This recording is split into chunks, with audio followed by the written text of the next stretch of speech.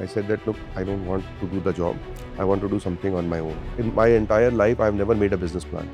I have never pitched to a VC alpha building, as we call it. This is a 150,000 square feet building. And within a matter of 6 months, the entire property was leased. We always were told that real estate is about political connections and all that. We were proved wrong in a very nice way. Be bolder, take more risk, be agile.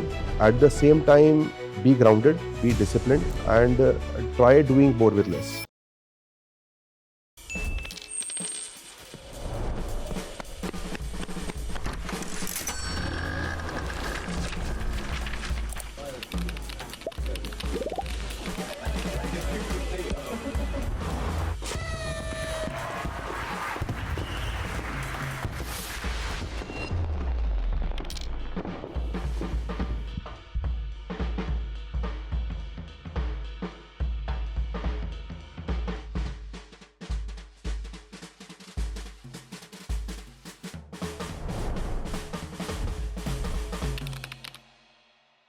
Can you tell us your name and what do you do? Myself, Rishi Das, and born brought up in Lucknow. I will say that I'm a entrepreneur all the while, and IndiQube is what is keeping me busy as my uh, current venture, along with my better half Meghna. Started my entrepreneurial journey. First venture was with my brother Anshuman, CareerNet, and I'm on the path to whatever I can do as through the route of entrepreneurship for the country. You quit your job without telling your parents. Walk us through that moment. So it was not planned. As I said, that somewhere it clicked in me that I should go home and introspect post writing my CAT exam, because that was one thing I was waiting for. Went with the thought that I will be at home for maybe another 10, 12 days, but then it kept on prolonging over there. And I did not feel like going back. So it was quite to that extent natural. So it was not that, and I did not even pack my bags. After a while, a few months, I went and picked up my stuff from my other roommates. So it was not, I must say that, very planned. It just happened. And and when I said that I'm not going back, my dad asked that, what's the plan? You're not going back. I said that, look, I don't want to do the job. I want to do something on my own. So he was not very surprised because he had seen how I was taking a lot of interest in entrepreneurship in the last 3-4 years at Roorkee. So he said that, what do you want to do? So my reaction to him was that I don't know. I have not decided. And he patiently listened. He said that don't do anything in a jiffy. Give yourself time. Explore well, because that's very important. You should not pick up the wrong thing. And he said, take your time, to give yourself 6-12 months, whatever you need to figure out what you want to do. And he also was kind enough to suggest that, look, if you don't succeed, then you somewhere need to come back to the mainstream, again pick up a job. He knew that I have business always interested me. So he said that you can do an MBA from a reasonably good place and come back. And whatever little PF savings he had, he said that you can use that either to set up your venture or to do your MBA. As the case may be. So he was very supportive all the while in my decision and gave us all the right support. One business became three. What did you keep noticing that others didn't? So I will say that all the while our focus till date has always been about customer centricity. That what is the customer's requirement. So that is one aspect of it. The other is that whatever capacity and capability that you build, how can you use it to the fullest, and how can you leverage it elsewhere as well. And third will be like doing more with less. So there were certain guardrails, like till date, if you look at, I don't like businesses which are last man standing businesses. Typically, I don't like businesses which burn a lot of capital. I always believe that the unit economics is very important. Doing more with less is very important.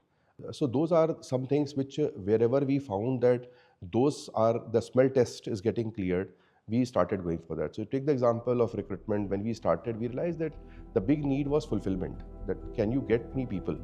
But as the IT industry started growing and more people were coming in, we realized that the amount of CVs which were flowing into the recruitment systems were very large. Like to give you example, we were maintaining data on spreadsheets. When our database crossed 3,000, we realized that the spreadsheet is not going to scale up. And that's where we said that we need an application to manage the CVs or the statuses of the candidates. Our friends who are working in day jobs were kind enough to help us in the evenings to write the code. We could never afford a full-time software team or technology team to write code for us. So those were the guys who helped us do that. So that's where we realized that technology has to start coming in. And as the application numbers were growing, we realized that there is a need to program manage recruitment.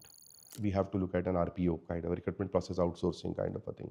Then we realized assessments are very important. And very similarly has been our journey at IndiQube as well, that we saw the gap, we saw the opportunity, and then we figured out a way how to fulfill that. Can you connect it as a thread? CareerNet, HirePro, and IndiQube? You are so right on that. They are all, if you ask me, there is a clear flow. So as I said that when we started CareerNet, the focus was on headhunting. Then we figured out that recruitment is not a headhunting only, recruitment is a supply chain function. It's a fulfillment function. So there are many activities beyond the CV. You need to screen it, schedule it, you need to do assessments, you need to do background checks, and somebody has to program manage the whole activity to ensure that the candidate joins, and then you have to also do a post-joining check on the candidate so that the candidates gets absorbed and assimilated well in the organization and all of that. So that is how the idea of HirePro was born. And my better half, Meghna, who is my co-founder at IndiQube, after getting married in 2003, when she moved to Bangalore, she wanted to start an enterprise, and we could see that opportunity. So that is where she co-founded HirePro. And why we did a separate company, HirePro, because when you are sourcing CVs, companies don't like that you are also managing the CVs. So you need a separate entity with a Chinese wall to be able to, because you can't be a regulator and a player. That's how the separate entity was created.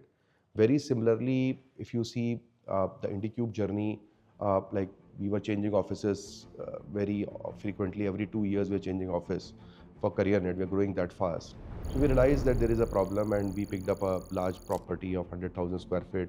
Uh, Typically, half of it we occupied as CareerNet. That was a plan. And other half was that we give it to clients of CareerNet. And when that happened in 2013, those guys started asking, can I use your boardroom, training room? We are providing food, we are providing transport to our employees. And we extended all of that to our co-occupiers as well. When that happened, we realized that there is a big gap. At one end, there were tech parks or buildings like UB City in Bangalore. But if you get out of them, there was no concept of a branded office or a managed office. So we said that this looks logical, and why don't we pick that up? So that idea started getting seeded, and my late father and Meghna, they both took the lead in that initiative. And since we were running out of space, we started asking people in 2014 that why don't you leave and go to another place. They said, why are you asking us to go? Why don't you take another building and move us there? So we picked up our first property, and that's how the idea of IndiQube was born. So if you see, like in my entire life, I have never made a business plan. All right, I have never pitched to a VC other than when we are raising fund for IndiQube. So most of my ventures have been purely like we were first principles thinking. Start with something, keep doing. As you realize that there is a requirement or a gap or a challenge, go and solve it. Do a POC, and if it scales up, then just go and build it out. So that's how all the three, the HirePro, the CareerNet, and the IndiQube, all three of them happened pretty much in that way. The very first building, Alpha, in Balandur. Tell us about that. As I said, that the idea of IndiQube was born when we picked up the CareerNet office around Ring Road in 2013. And as we are growing, we wanted people to move out, and they were not very keen. So that prompted us to pick up our first building. And that building, Alpha building as we call it, this is a 150,000 square feet building, which we picked up in early part of 2015. And within a matter of 6 months, the entire property was leased. Uh, Coming to Bangalore as a migrant with no local connections, we always were told that real estate is about political connections and all that. We were proved wrong in a very nice way, and that gave us a lot of confidence that we have hit something big. And then we started doubling down more on that. So definitely, like our first building played a very very important role. And then in the same year, we picked up another property near Alpha on the Sarjapur Road. And this was a 60,000 square feet property, and a large consulting company was setting up a campus, and they needed a space for 3 years. So they came and picked up the entire asset. So within a year, we have more than 200,000 square feet of space gone. So that boosted our confidence. And as I said, that uh, me and Anshuman were busy with our day jobs. So my late father and Meghna were the one who ventured into that. So I was part-timing between that. So by that end of 2015, we were quite convinced that we have hit something big in IndiQube, and let's double down. And that's where I started weaning off full-time operationally from my CareerNet responsibilities and moved to IndiQube. So our first these buildings played a very pivotal role in shaping up the idea of IndiQube. Landlords had never seen a business like yours. How did you sell them on it? On a lighter note, I will say that sometime I've dealt with landlords long enough in my life now that I will write a book, The Great Indian Landlord, right? And a landlord in general is not very different from what we see in our movies, right? With a Rexine bag at the beginning of the month, they will be knocking the door, collecting the rents. Only their surname changes. And as the scale comes in, the sophistication comes in. But at the core, landlords are landlords. So I remember that when we started this IndiQube, then the landlords did not know, even we did not know that what is this managed office, co-working and all of that, right? Those are very early days of that. So the first thing we had to convince the landlords was that you are taking a building for yourself or you are taking a building for your clients. So there is a concept of subleasing, because we were leasing the building and then we are essentially giving space to somebody else. We told them some stories in the beginning that look, CareerNet is in the business of hiring people, and we are also helping people with infrastructure like a plug and play office space. So we essentially, and these guys insist on having a sublease clause. So you please allow us to do subleasing. So our first 4 or 5 properties that we picked up, they were all with that belief and that narrative. Then once they started seeing success, confidence and all that, then they were okay and comfortable. So subleasing of any real estate itself was a very alien concept to the landlords. And landlords, I must say, they took their own time, because most of the landlords leverage their properties to banks and all to pick up loans and all of that. So those guys always are skeptical, and rightfully so, that will these guys be able to pay rents on time? Am I better off giving directly to the customer? Why should I go through an operator like IndiQube? All of that. So over years, basically, I think the whole landlord story has evolved, where they have realized that this has its own merits. This is an asset class. So our experience, if you see on the whole, has been very positive with landlords. Most of my landlords are ultra HNIs. They are families, and we take assets on long leases, which are for a period of 15-20 years.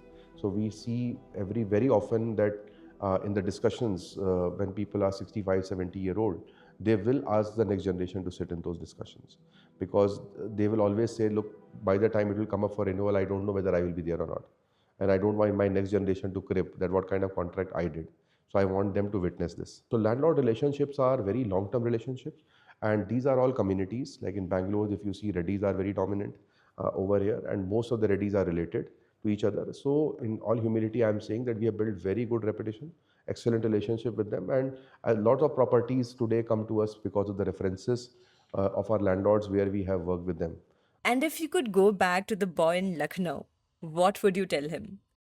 So there I will give the example how our one-day matches have evolved to the IPL of today, right? I always say that when the Indian cricket team was playing, when we were growing up, right, we always were skeptical that they will lose because of the pressure, right? But today you see the confidence of IPL is very different. That is one. Second thing I see is that look at the players, right? Sachin Tendulkar or Rahul Dravid came from a bigger city, but today most of the players are coming from tier 4 towns, tier 5 towns, kind of thing, which we have not even names we have heard of. So it is a very Bharat story now, right? It is no longer a India story, 5 city kind of a thing over there. So I think I would like to go back and say that be bolder, take more risk, be agile. At the same time, be grounded, be disciplined, and try doing more with less. Those I think will remain the same. But yes, the way the India has evolved, every reason to be bolder more agile over there and take more risk. The upside is much higher today.